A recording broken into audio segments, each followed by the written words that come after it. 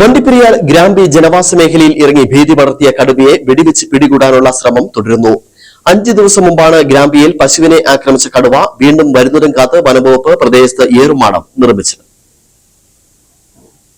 മൂന്നാറിൽ നിന്നും വനം വകുപ്പ് പിടിച്ചുകൊണ്ടുവന്ന കടുവയെ പെരിയാർ ടൈഗർ റിസർവിനുള്ളിലാണ് തുറന്നുവിട്ടത്.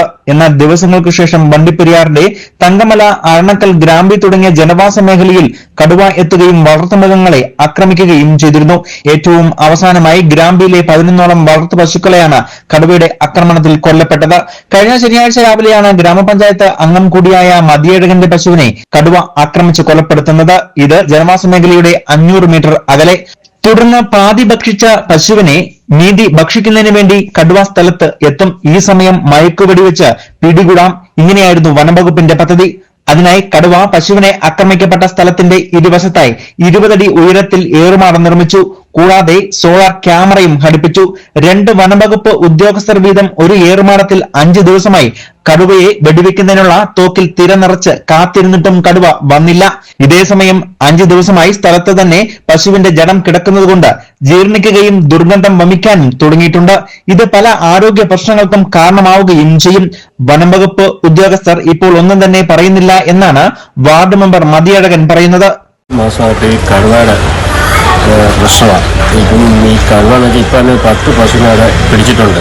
അതിനകത്ത് എൻ്റെ പശുവിന് 2 എണ്ണം തന്നെ പിടിച്ചിട്ടുണ്ട്. അപ്പം ഇവരോട് ചോദിക്കുമ്പം ഇവർ കടുവ വരുമോ ഇല്ലെങ്കിൽ പിടിക്കാൻ പറ്റുമോ എന്ന് ചോദിക്കുമ്പോൾ അവരൊന്നും ഒന്നും പറയുന്നില്ല. ഇത് അവർ കൺഫേമായിട്ട് പിടിക്കുമോ എന്ന് പറഞ്ഞ് ഒന്നും പറയുന്നില്ല. ഇപ്പം ആൾക്കാർക്ക് തന്നെ പണിക്ക് പോകാനും എല്ലാം പേടിച്ച ആൾക്കാർ പണിക്ക് പോകുന്നു.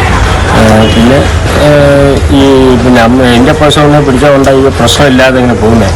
ഇത് വേറെ ആൾക്കാരുടെ പ്രശ്നമൊക്കെ പിടിക്കാൻ ഭയങ്കര വിഷയമാണ്. ഏർമാടം 2 എണ്ണം ചെയ്തു വെച്ചിട്ടുണ്ട്. ഇത് വെടിവെച്ച് പിടിക്കാനുള്ള ഏർപ്പാട് ചെയ്യാൻ ഏർമാടം എല്ലാം ചെയ്തു വെച്ചിട്ടുണ്ട്. അതിനകത്ത് തന്നെ ഈ ഏർമാടം ചെയ്തെങ്കിൽ ഈ സാധനം കടുവയുടെ അങ്ങോട്ട് വരുന്നില്ല. അവർ പറഞ്ഞ റേഡിയോ കോളിൽ കാണിക്കുന്നില്ല. ഇപ്പം പറയുന്നത് ചോദിക്കുമ്പോൾ റേഡിയോ കോളിൽ കാണിക്കുന്നില്ലെന്നാണ് അവർ പറയുന്നത്. ഇതേസമയം കനത്ത മൂടൽമഞ്ഞും മഴയും ഉള്ള പ്രദേശമായതിനാൽ കടുവ എവിടെയാണ് എന്ന് അറിയാൻ കഴിയാത്ത സാഹചര്യമാണ് ഇപ്പോൾ ഉള്ളത്. ഇത് ജനങ്ങളിൽ കൂടുതലായി ഭീതി പടർത്തുകയും ചെയ്തിരിക്കുകയാണ്. ഇതിനിടയിൽ ഈ പ്രദേശത്തൊന്നും റേഡിയോ കോളർ സിഗ്നൽ ലഭിക്കുന്നില്ല എന്നാണ് വനംവകുപ്പും പറയുന്നത്.